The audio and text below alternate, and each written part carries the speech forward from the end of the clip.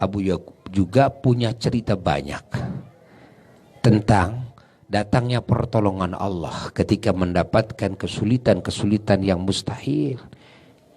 Mustahil bisa mendapatkan solusinya, alhamdulillah.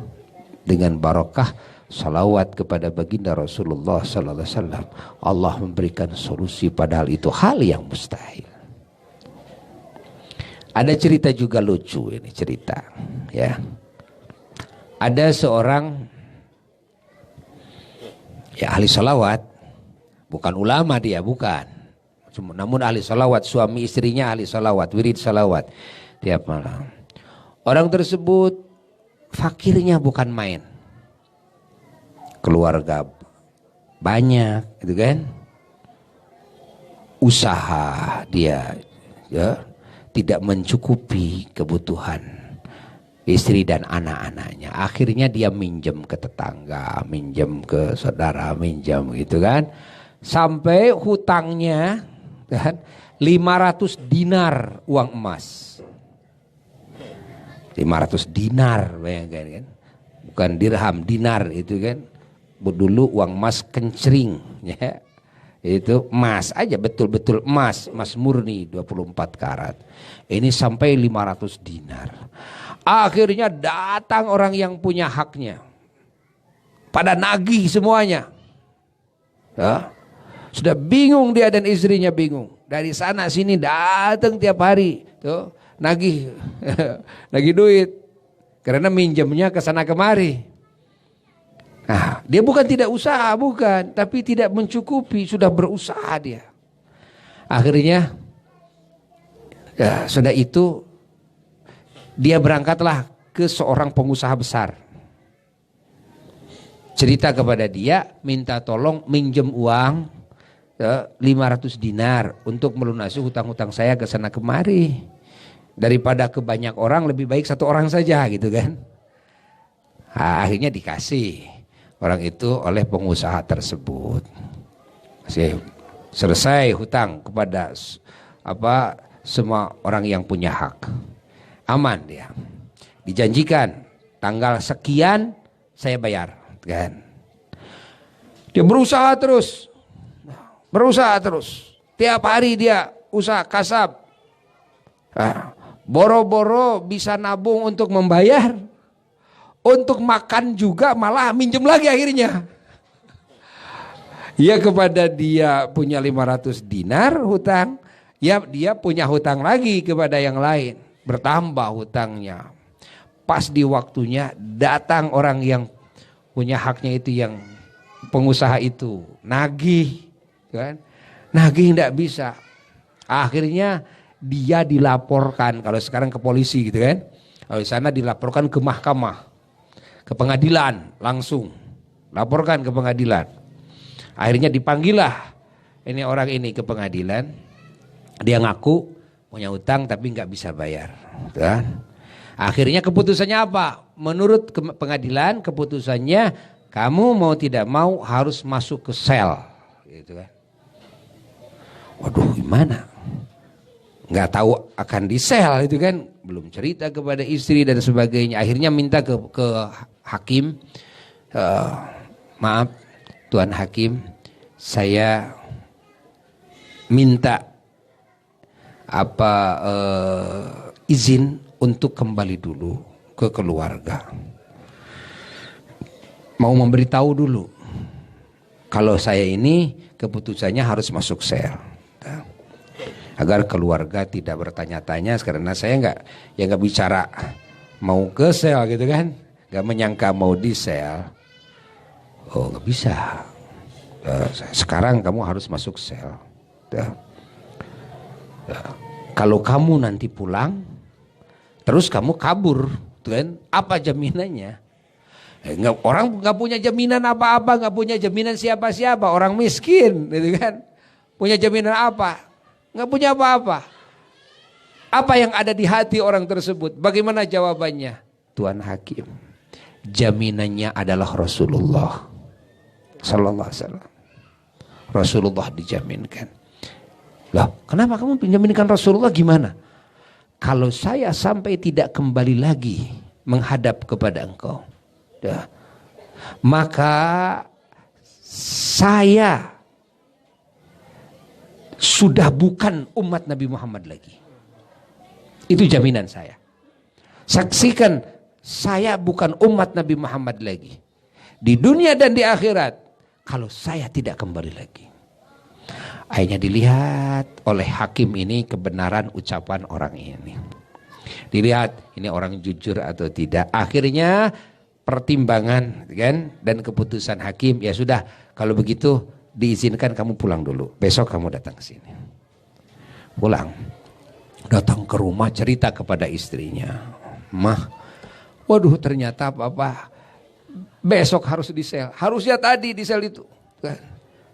Cuma minta ke hakim izin sampai menggadaikan Rasulullah. Jaminannya Rasulullah sallallahu alaihi wasallam. Aduh gimana? Papa harus masuk penjara. Istrinya juga ahli salawat. Ya Pak, udah. Gimana kalau semalam ini kita berdua baca salawat saja. Ceritanya. Akhirnya berdua menangis. Baca salawat. Menghadirkan Rasulullah SAW dengan khusyuk. Di kelopak matanya penjara. Bayangkan. Kita bisa bayangkan. Dia sebagai kepala rumah tangga. Dan dia sendiri tidak mampu membiayai istri dan anak-anaknya. Udah banyak hutangnya. Bagaimana kalau dia masuk penjara? Lalu istrinya bisa kerja apa? Anak-anaknya masih pada kecil, mau kerja apa? Waduh, kita bisa membayangkannya. Akhirnya baca salat, nggak dihitung. Ceritanya, dia di tengah-tengah baca salawat, ngantuk. Ini suaminya ini nih, laki-lakinya ini. Begitu ngantuk, mimpi bertemu dengan Rasulullah Sallallahu Alaihi Wasallam.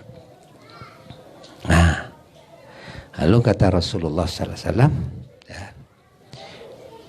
nah, kamu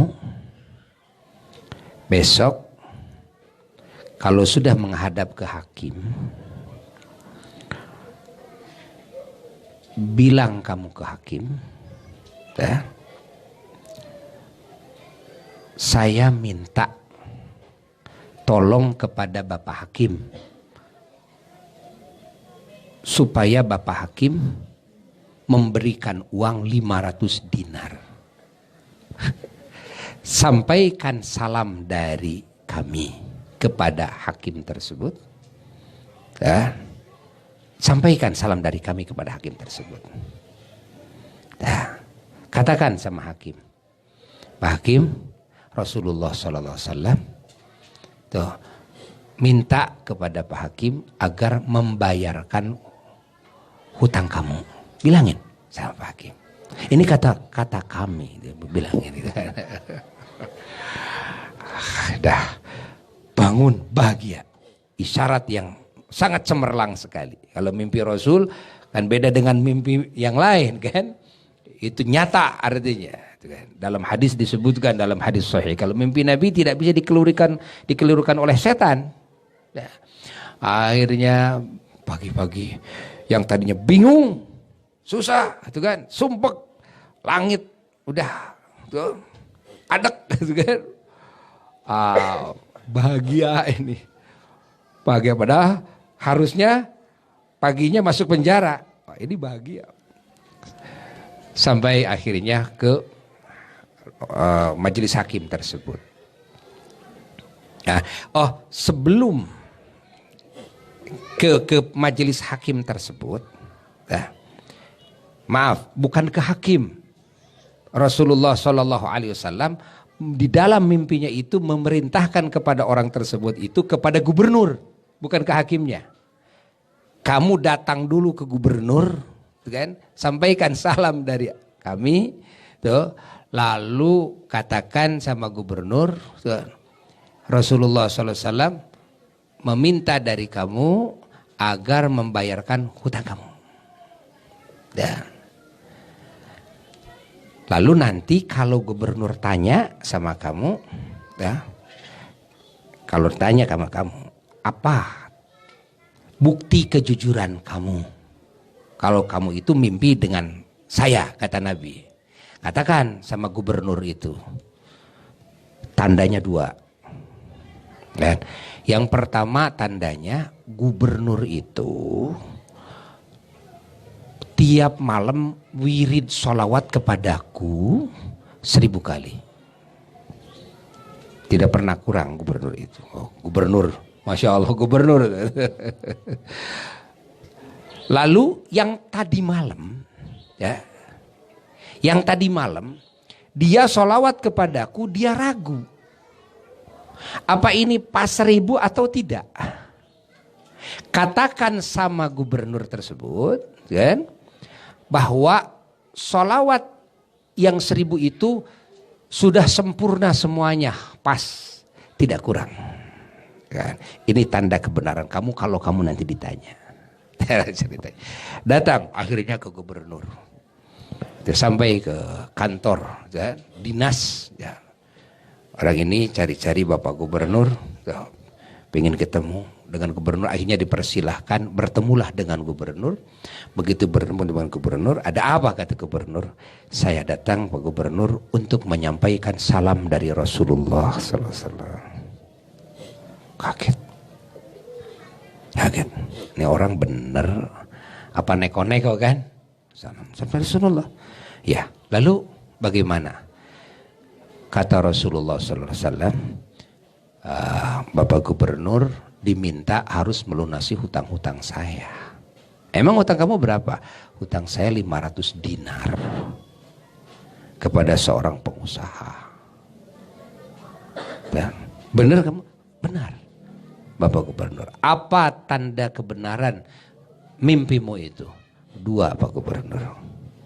Yang pertama, Rasulullah SAW kalau pernah bilang kepada saya dalam mimpi saya, kalau Pak Gubernur bertanya tentang kejujuran saya, katakan dua perkara. Apa yang pertama? Yang pertama, bahwa Pak Gubernur, kata Rasulullah SAW, tidak pernah kurang setiap malam wirid salawat kepadanya 1000 kali. Oh, kaget. Siapapun gak ada yang tahu kalau dia setiap malam wirid salawat kepada Nabi 1000 kali. Siapapun, hatta keluarganya, hatta istrinya, hatta anak-anaknya. Ini gubernur, Masya Allah. Setiap malam wirid salawat 1000 kali, gak ada yang tahu. Tapi ternyata dibuka. Langsung itu gubernur, ya, menangis. Gubernur menangis. Tuh. Lalu bagaimana lagi? Apalagi yang disabdakan oleh Rasulullah SAW kepada kamu? Lalu tanda yang kedua, Pak Gubernur, kata Nabi dalam mimpi saya tadi malam, katakan sama Pak Gubernur bahwa tadi malam Pak Gubernur sholawatnya yang 1000 itu salah, diragukan. Pak Gubernur pernah ragu yang tadi malam baca sholawatnya kepada beliau. Nah, dan beliau menyampaikan, katakan sama Pak Gubernur bahwa salawatnya sudah sempurna sampai kepadanya, katanya. Semakin menjadi nangisnya ini Pak Gubernur. Menangis. Akhirnya apa? Akhirnya dia bawa uang langsung dari Baitul Mal, dari bank, gitu kan? Baitul Mal. Nah, ini dari pemerintah untuk membantu orang-orang yang susah. Nah, ini 500 dinar. Lalu yang ini uang pribadi saya. Ini uang pribadi saya. Saya kasih kamu 2.500 dinar. Sebagai apa? Sebagai terima kasih atas salamnya Rasulullah SAW kepada saya melalui kamu. Terima kasih 2.500 dinar. Jadi pulang dapat berapa? 3.000 dinar. Wah, udah selesai. Sudah itu, hari itu juga karena sudah ada janji dengan hakim, berangkat akhirnya ke pengadilan. Sampai ke pengadilan, ini pengusaha sudah ada di sana. Ya, terus hakim sudah ada di sana. Begitu masuk pintu pengadilan, hakim, Masya Allah, mengagetkan semua orang yang hadir. Kenapa? Karena Pak Hakim menyambut orang tersebut. Dia peluk, menangis Hakim tersebut. Lalu pengusaha juga menghampirinya. Apa kata Hakim? Kata Hakim, ini ya, saya mau hadiah untuk kamu 500 dinar ini. Dan silakan bayarkan ke pengusaha ini. Orangnya ada. Kata pengusaha, gak usah. Saya memaafkan dan menghalalkannya. Kaget lagi nih orang. Hakim yang mau menjebloskan ke penjara malah ngasih 500 dinar, kan?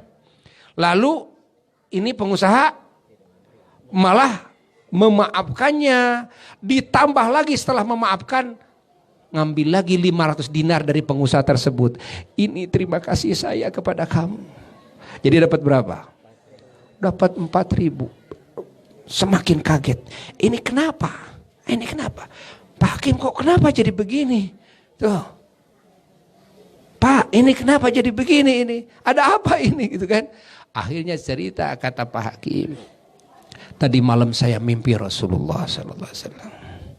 Lalu Rasulullah berkata kepada saya, kalau kamu membayarkan hutang orang tersebut, maka saya yaumul qiyamah akan membayarkan hutang kamu. Nah, terus kalau kamu bagaimana kepada pengusaha itu? Kalau saya tadi malam mimpi Rasulullah sallallahu alaihi wasallam, ketemu dengan Rasulullah SAW. Kalau kamu memaafkan dan menghalalkan orang tersebut, maka kamu dimaafkan olehku pada hari kiamat. Allah. Ini cerita unik ini, cerita salawat seperti itu. Akhirnya pulang menggondol 4.000 dinar uang emas. Mendadak menjadi orang kaya di kampungnya. Masya Allah, tidak jadi di penjara. Masya Allah. Keistimewanya apa? Ketemu dengan Rasulullah Sallallahu Alaihi Wasallam dalam mimpinya, kan? Mendapatkan, Masya Allah, rizki dari, Masya Allah, penghormatan dari hakim, penghormatan dari gubernur, Masya Allah, penghormatan dari pengusaha tersebut. Ini barokah apa? Salawat kepada baginda Nabi besar Muhammad Sallallahu Alaihi Wasallam.